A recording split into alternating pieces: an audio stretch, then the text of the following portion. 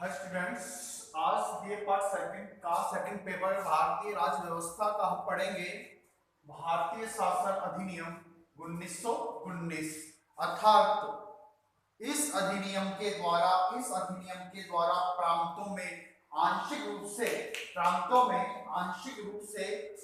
उत्तरदायी शासन की स्थापना की कोशिश की गई थी। उत्तरदायी शासन की स्थापना की कोशिश की गई थी, जिससे कि प्रांतों के अंतर्गत द्वैत शासन की स्थापना हो।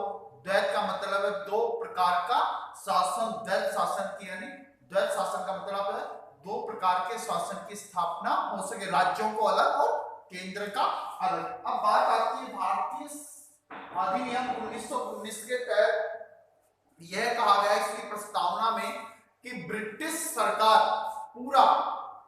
ब्रिटेन से पूरा इस ध्यान पर राज्यों पर रखेगी तथा सिंचित अधिनियम के अंतर्गत कार्य किया जाएगा तथा उसी के द्वारा ही वहां पर ही उत्तरदायी शासन धीरे धीरे इसको कहा जा सकता है, या धीरे धीरे इसमें उत्तरदायी शासन राज्यों में और केंद्र में बंटवारा किया जा सकता है, अर्थात दो तरह का शासन। अब बात आती है 1919 के अधिनियम के लक्षण।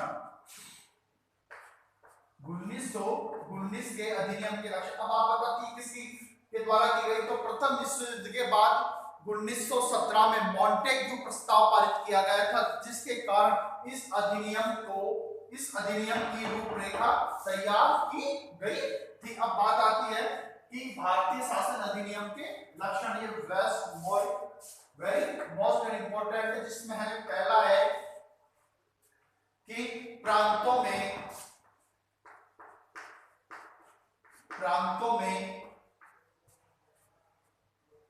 उत्तरदायी शासन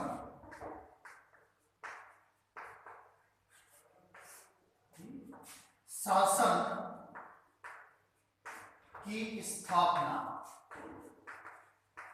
प्रांतों में उत्तरदायी शासन की स्थापना। दूसरा है प्रांतीय कार्यकारिणी परिषद में अनेक भारतीयों को संयुक्त करना। प्रांतीय कार्यकारिणी में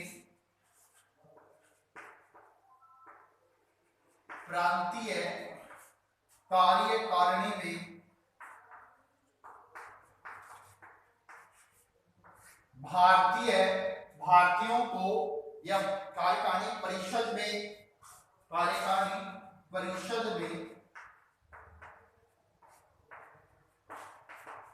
अधिक भारतीयों को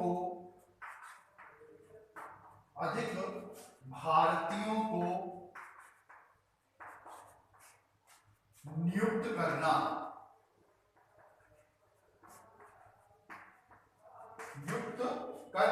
प्रांतीय विधान परिषदों का पुनर्गठन करना। प्रांतीय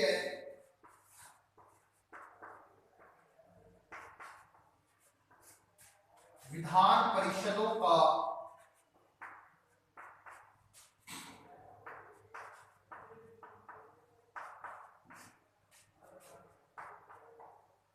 पुनर्गठन करना। अर्थात भारतीय शासन अधिनियम के 1919 के लक्षणों में क्या था कि प्रांतों में उत्तरदायी शासन की स्थापना करना, अर्थात भारतीयों के लिए शासन मुहैया कराना, अर्थात उनके अनुरूप शासन की व्यवस्था करना। राज्यों में प्रांतों में उत्तरदायी शासन की स्थापना करना, इसका पहला लक्षण था। दूसरा था प्रांतीय कार्यकारिणी परिषद में अधिक, अर्थात इस अधिनियम में यह कहा गया कि अधिक से अधिक प्रांतों में भारतीयों की नियुक्ति करना था, कि अधिक से अधिक भारतीयों को नियुक्त किया जाए, जिससे कि वे उनको सरकार में अपनी भागीदारी मिल सके। तीसरा था प्रांतीय विधान परिषदों का गठन करना, विधायी पालिका में प्रांतीय विधान परिषदों का पुनर्गठन करना, अर्थात कानून बनाने के लिए विधानमंडल का गठन करना भी इस अधिनियम का लक्षण था। इस अधिनियम का दूसरा ये बात की थी भारत ब्रिटिश सरकार का अखंड भाग रहेगा, अर्थात यह विभाजित नहीं रहेगा। यह भी इस अधिनियम की प्रस्तावना में कहा गया था। चौथी बात यह, केंद्र में अनुत्तरदायी शासन की स्थापना करना।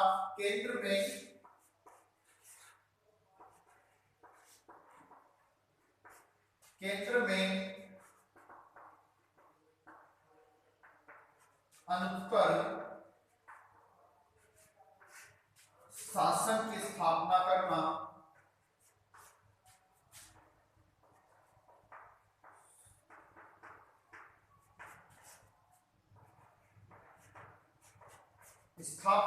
करना। केंद्रीय कार्यकारिणी अधिक भारतीयों की नियुक्ति करना। केंद्रीय कार्यकारिणी परिषद में केंद्रीय कार्यकारिणी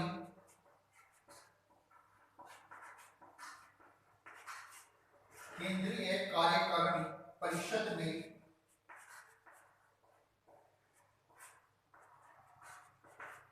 अधिक भारतीयों की नियुक्ति करना।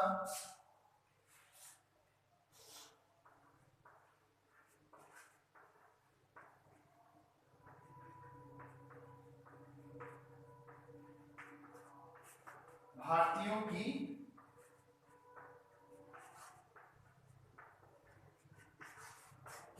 नियुक्ति करना था।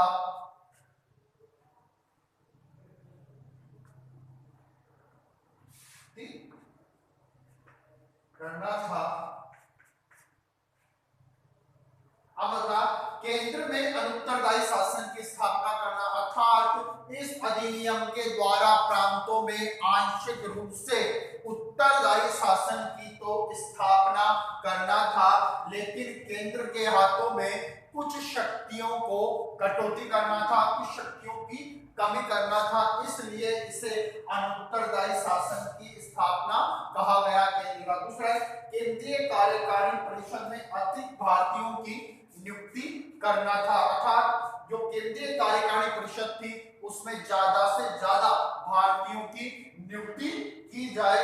ये इस अधिनियम की इंपॉर्टेंट बातें थी। अब छठा पॉइंट आता है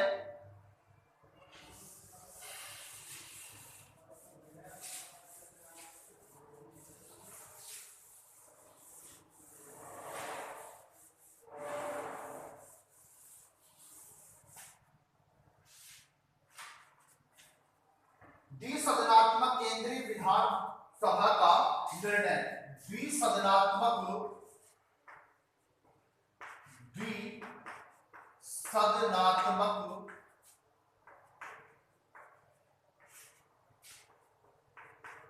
विधानमंडल का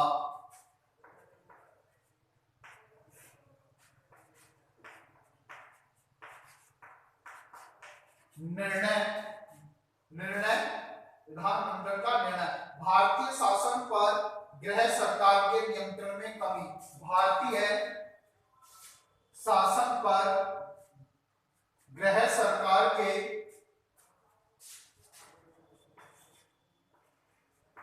भारतीय शासन में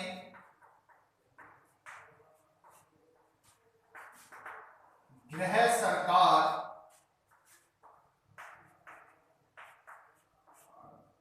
के नियंत्रण में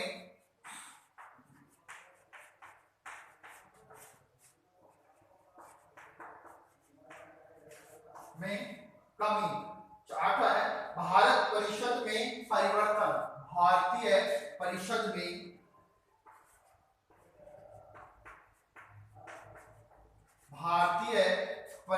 में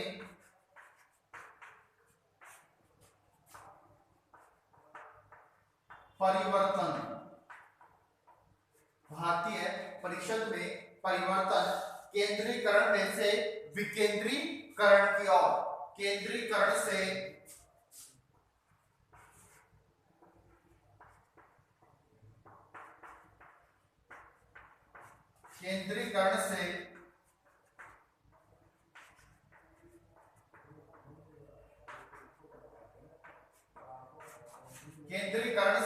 विकेंद्रीकरण। शक्ति विभाजन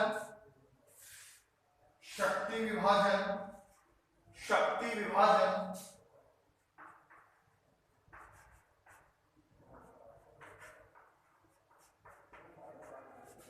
शक्ति विभाजन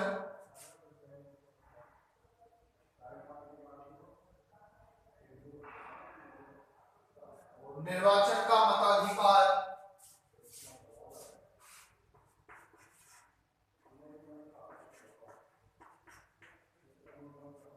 निर्वाचन का मताधिकार निर्वाचन का मताधिकार नरेश मंडल की स्थापना नरेश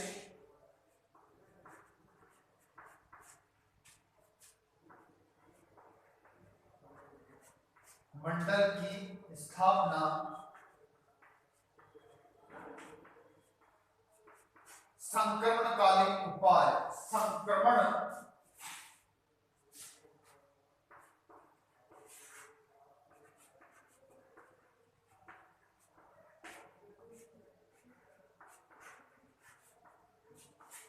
कालीन उपाय अर्थात भारतीय शासन अधिनियम के अंतर्गत लक्षणों में द्विसदनात्मक विधानमंडल का निर्णय किया गया। अर्थात यह बात कही गई कि देश में तथा राज्यों में दो सदन होंगे, अर्थात द्विसदनात्मक विधानमंडल की स्थापना की जाएगी। अर्थात कानून बनाने की जो संस्था होगी वो दो प्रकार की होगी, एक निम्न सदन होगा और एक उच्च सदन होगा। इस अधिनियम में यह बात कही गई। सातवां था भारतीय शासन में गृह सरकार के नियंत्रण में कमी। अर्थात भारतीय शासन में जो ब्रिटिश शासन का नियंत्रण रहता था, ब्रिटिश शासन का इंपॉर्टेंट ब्रिटिश शासन पूरे तरीके से हस्तक्षेप रहता था, उसमें कमी की जाए, तब जाके उत्तरदायी शासन आंशिक उत्तरदायी शासन प्रभावी रूप से रह सकता है। नेक्स्ट बात, भारतीय परिषद में परिवर्तन किया जाए जो कि 1800 के समथिंग बनी थी, 1800 के समथिंग बनी थी, उसमें परिवर्तन किया जाए। केंद्रीकरण से विकेंद्रीकरण, अर्थात जो शासन केंद्र से चलता था वह शासन को विभाजित किया जाए, केंद्रीकृत किया जाए, अर्थात विकेंद्रीकृत किया जाए, अर्थात शासन को ऊपर से लेकर गांवों तक बांटा जाए। नेक्स्ट होता शक्ति का विभाजन किया जाए, अर्थात जो शक्ति का विभाजन से तात्पर्य है राज्यों को अधिकार दिया जाए, केंद्रों को अलग अधिकार दिया जाए। जो मोस्ट एंड इंपॉर्टेंट बातें हैं वो केंद्र डाक है, तार है, ग्रह है, दूरसंचार ये केंद्र के हाथों में दी जाए तथा बाकी बचे हैं जो राज्यों के हाथों में दी जाए, अर्थात शक्तियों का विभाजन किया जाए। निर्वाचन का मताधिकार हो, अर्थात प्रत्येक व्यक्ति को अपना सदस्य चुनने का अधिकार दिया जाए। नरेश मंडल की स्थापना की जाए और संक्रमणकालीन यानी धीरे धीरे एक अवस्था से दूसरी अवस्था की ओर प्रोग्रेसिव हो संक्रमणकालीन उपाय किए जाए। यह इस शासन अधिनियम की विशेषताएं थी, यह शासन अधिनियम की इंपॉर्टेंस थी कि क्या था, ये इंपॉर्टेंट था। अब बात आती है द्वैत शासन प्रणाली के क्या दोष थे। द्वैत शासन प्रणाली के दोष क्या क्या, द्वैत शासन प्रणाली के क्या दोष थे। अब आते हैं द्वैत शासन प्रणाली का क्रियान्वयन कब हुआ था।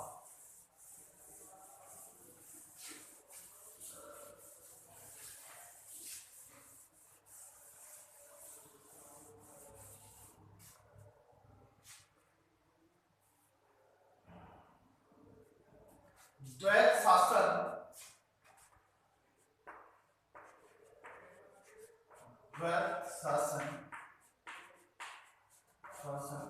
प्रणाली का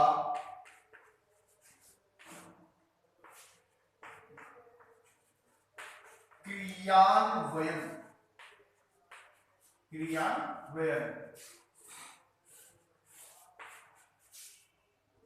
1 अप्रैल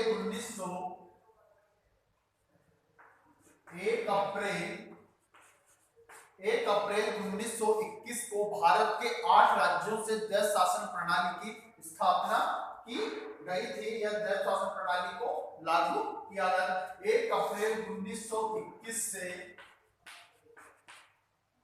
से भारत के 8 प्रांतों भारत के 8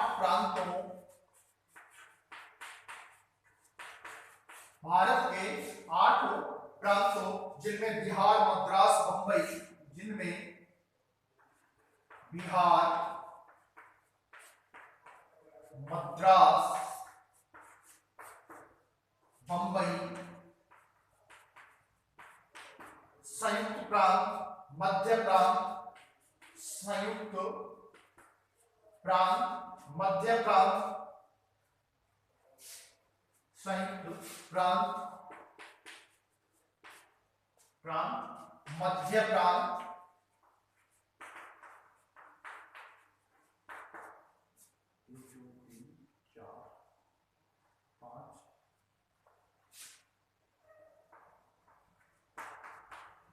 पंजाब,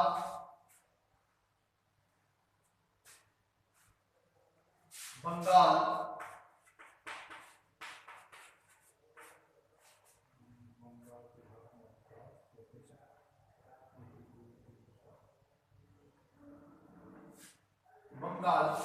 में द्वैत शासन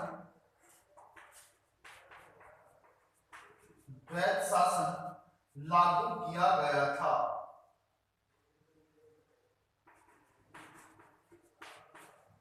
लागू किया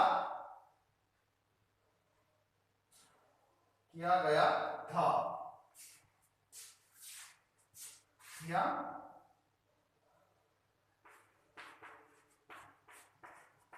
द्वैत शासन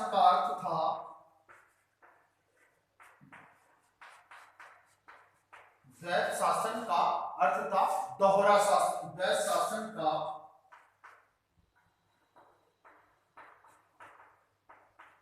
दोहरा शासन।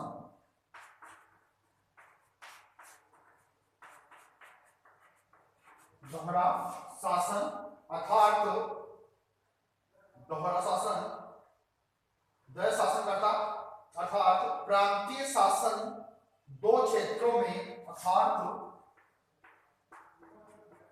प्रांतीय शासन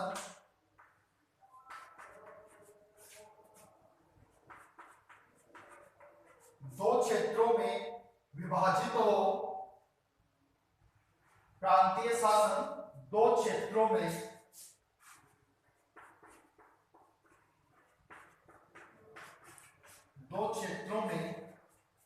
विभाजित हो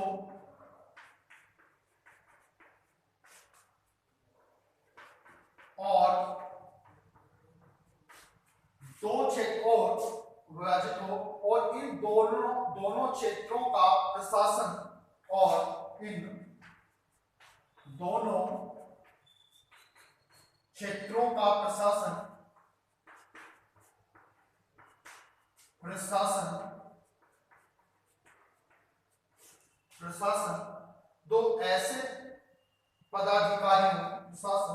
दो ऐसे पदाधिकारियों द्वारा किया जाए। दो ऐसे पदाधिकारियों द्वारा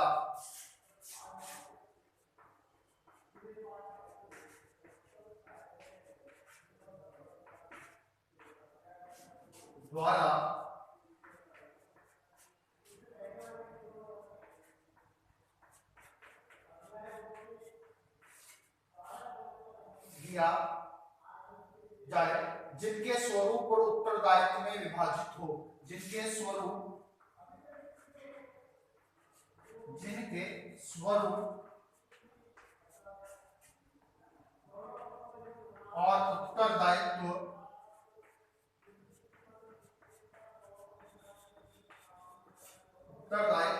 विभाजित हो।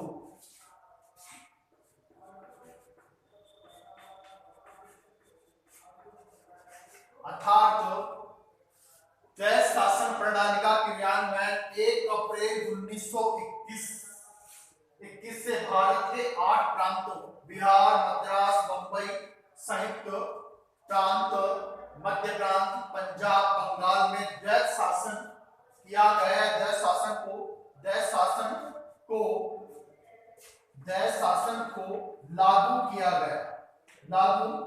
गया था जय शासन का अधिनियम, अधिनियम का अर्थ था दोहरा शासन, अर्थात प्रांतीय शासन दो क्षेत्रों में विभाजित हो, अलग अलग राज्यों में अलग और केंद्रों में विभाजित हो, और इन दोनों क्षेत्रों का प्रशासन दो ऐसे पदाधिकारियों अर्थात केंद्र में अलग और राज्य में अलग पदाधिकारियों द्वारा विभाजित किया जाए, जिनके स्वरूप और उत्तरदायित्व विभाजित हो, अर्थात उनका कार्य क्षेत्र अलग अलग रूप से विभाजित किया जाए, अलग अलग रूप से उनकी क्रियान्विति की जाए। इस प्रकार देश शासन प्रणाली 1 अप्रैल 1921 से देश के 8 प्रांतों मद्रास, बंबई, संयुक्त प्रांत, मध्य प्रांत, पंजाब और बंगाल में इससे देश शासन को लागू किया गया था। देश शासन का अर्थ था दोहरा शासन, अर्थात प्रांतीय शासन दो क्षेत्रों में विभाजित हो और इन दोनों क्षेत्रों का प्रशासन दो ऐसे पदाधिकारियों को दिया जाए जिनके स्वरूप और उत्तरदायित्व विभाजित हो, अर्थात अलग अलग हो। अब बात आती है कि देश शासन प्रणाली के असफलता के क्या कारण थे। प्रशासन के देश शासन प्रणाली के असफलता के क्या कारण थे।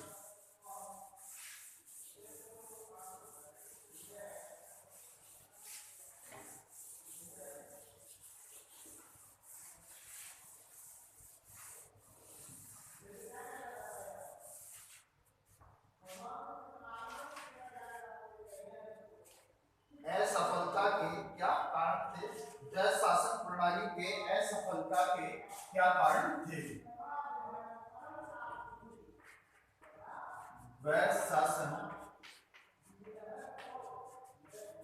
प्रणाली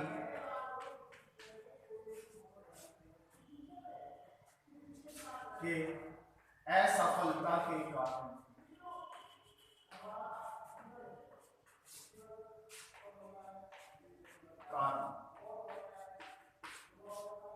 असफलता के देश शासन प्रणाली की असफलता के कारण क्या थे। सिद्धांत है ये दोषपूर्ण थी, सिद्धांत है यह दोषपूर्ण थी, सिद्धांत है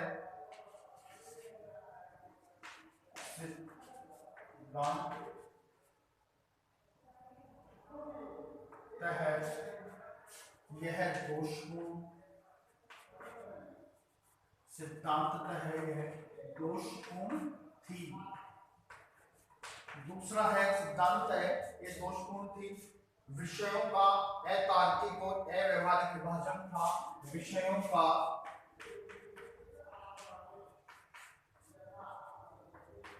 अतार्किक और अव्यवहारिक विभाजन था,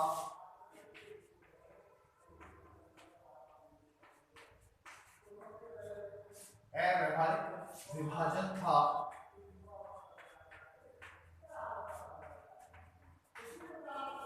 तीसरा था गवर्नर की स्वेच्छाचारी शक्तियां थी, अर्थात गवर्नर डिक्टेटरशाही यानी तानाशाही था।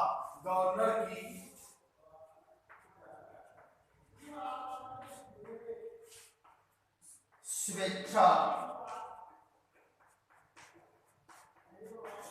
स्वेच्छाचारी शक्तियां थी,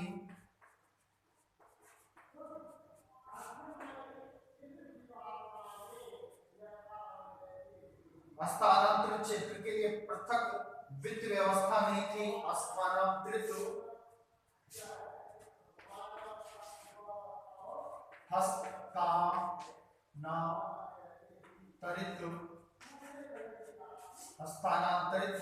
क्षेत्र के लिए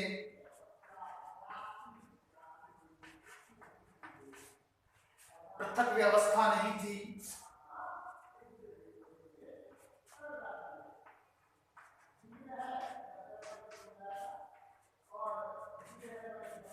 पृथक व्यवस्था नहीं थी। मंत्रियों का सेवाओं पर नियंत्रण नहीं था, मंत्रियों का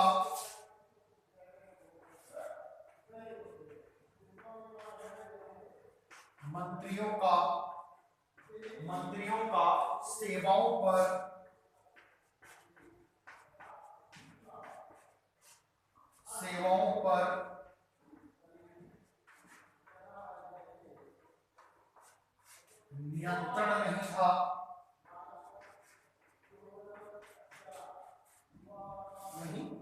था। सामूहिक उत्तरदायित्व के सिद्धांत का सामूहिक उत्तरदायित्व के सिद्धांत का अभाव था। सामूहिक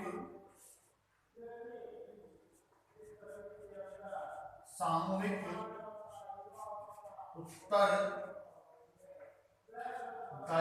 के सिद्धांत का अभाव था।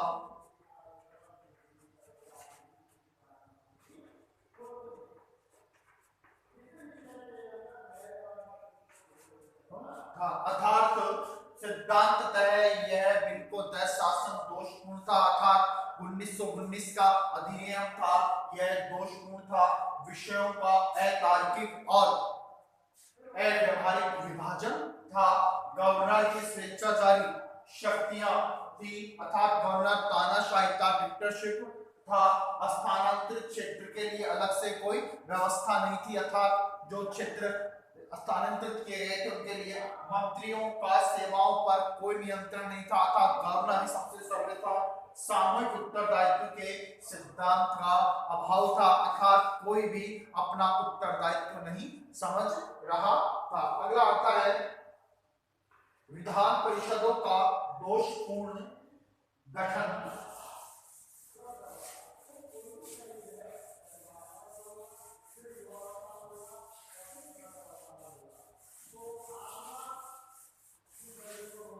विधान परिषदों का दोषपूर्ण गठन।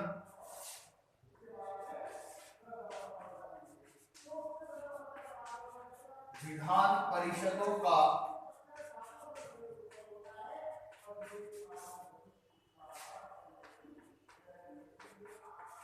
दोषपूर्ण गठन था।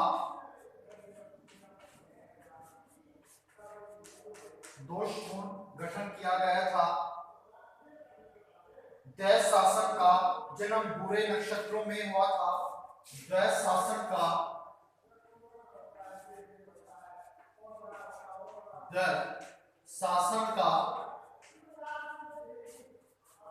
जन्म बुरे नक्षत्रों में हुआ था।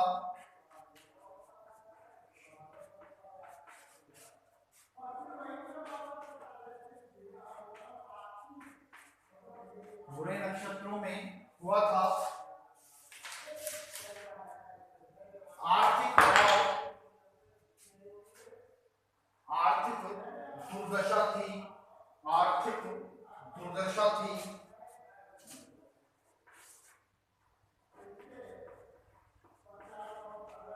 आर्थिक दुर्दशा थी। 10वां था कांग्रेस और लीग का ऐसे युग था।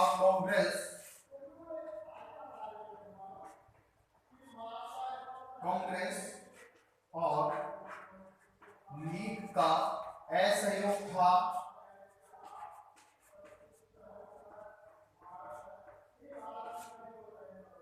ब्रिटिश सरकार का परिवर्तित दृष्टिकोण, नौकरशाही का दृष्टिकोण,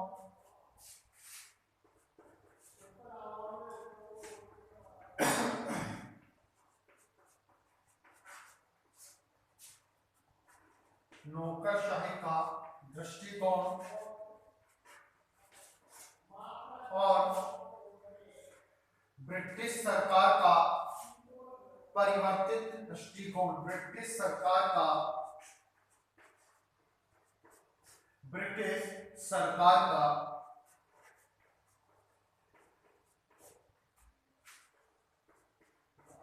परिवर्तित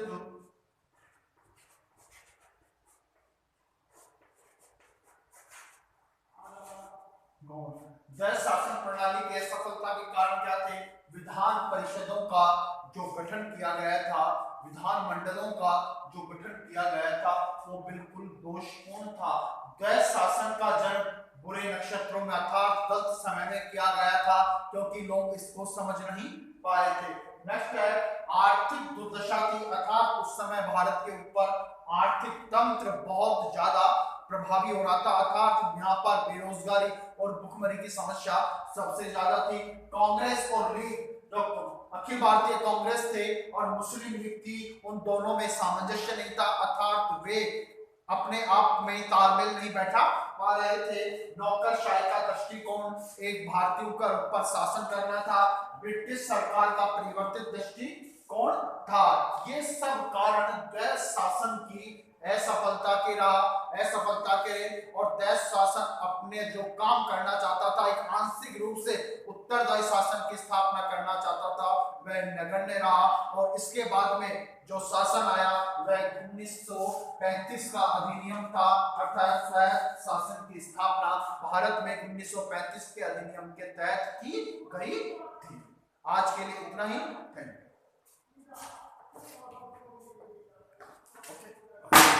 31 मिनट